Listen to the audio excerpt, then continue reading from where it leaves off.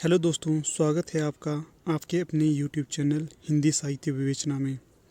दोस्तों, आज हम हिंदी साहित्य के कुछ अति महत्वपूर्ण प्रश्नों पर चर्चा करेंगे और दोस्तों ये हमारा ऑडियो लेक्चर 2 होगा।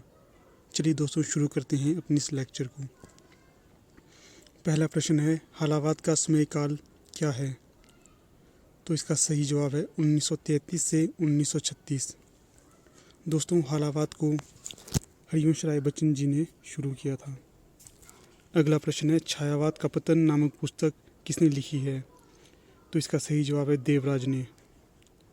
हमारा अगला प्रश्न है, बामनदास किस उपन्यास का पात्र है? तो दोस्तों इसका सही जवाब है मैला आंचल का। दोस्तों, मैला आंचल फणीश्वर नाथ रेणु जी का प्रसिद्ध उपन्यास है और यह एक आंचलिक उपन्यास है। अगला प्रश्न है, रामकुमार वर्मा के अनुसार प्रथम सूफी काव्य माना जाता है। तो इसका सही जवाब है चंदायन को। हमारा अगला प्रश्न है, बच्चन जी की रचना खादी का फूल किस साहित्यकार के साथ लिखी गई थी? तो इसका सही जवाब है पंत जी। बच्चन जी और पंत जी के द्वारा खादी का फूल नामक काव्य लिखा गया है। हमारा अगला प्रश्न है, किस साहित्यकार की आत्मकथा पद्यात्मक है? तो इसका सही जवाब है हरिवंश राय बच्चन जी की। हमारा अगला प्रश्न है, जायसी को कौन सा महारोग था जिसके कारण उनका शरीर कुरूप दिखाई देता था? तो दोस्तों, जायसी को चेचक का रोग था जिस कारण उनका शरीर कुरूप दिखाई देता था।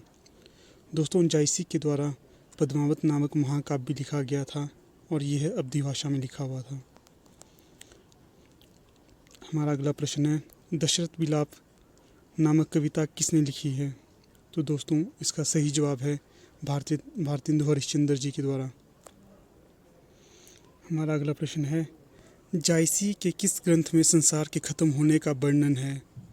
तो दोस्तों इसका सही जवाब है आखिरी कलाम में। हमारा अगला प्रश्न है, जायसी का जन्म काल क्या माना जाता है? तो दोस्तों जायसी का जन्म काल 1492 माना जाता है। अगला प्रश्न है, रामध्यान मंजरी के रचनाकार कौन है? तो दोस्तों इसका सही जवाब है अगरदास जी। अगला प्रश्न है, बच्चन का समग्र कृतित्व बच्चन ग्रंथावली नाम से कितने खंडों में संग्रहित है? तो दोस्तों ये 10 खंडों में संग्रहित है। हमारा अगला प्रश्न है, खादी के फूल की रचना कब प्रकाशित हुई थी? तो इसका सही जवाब है 1948 में। अगला प्रश्न है, आदिकाल को संक्रांति काल किस विद्वान ने कहा? तो इसका सही जवाब है राम खिलावन पांडे ने। अगला प्रश्न है, सूफी शब्द का प्रयोग सबसे पहले किसने किया? तो दोस्तों इसका सही जवाब है शामी ने। हमारा अगला प्रश्न है, अनुमोदन का अंत सभा की सभ्यता किसके संस्मरण है? तो इसका सही जवाब है महावीर प्रसाद द्विवेदी। अगला प्रश्न है, अनुभव के आकाश में चांद काव्य के लेखक हैं लीलाधर जगूड़ी। अगला प्रश्न है, ठाकुर की बटोर निबंध किसने लिखा है? तो इसे हजारी प्रसाद द्विवेदी ने लिखा है। अगला प्रश्न है, नए इलाके में काव्य के लेखक हैं। इसका सही जवाब है अरुण कमल। अगला प्रश्न है, साकेत महाकाव्य की भाषा क्या है? तो इसका सही जवाब है खड़ी बोली। अगला प्रश्न है, चित्ररेखा काव्य संग्रह के रचयिता कौन है? तो इसका सही जवाब है रामकुमार वर्मा।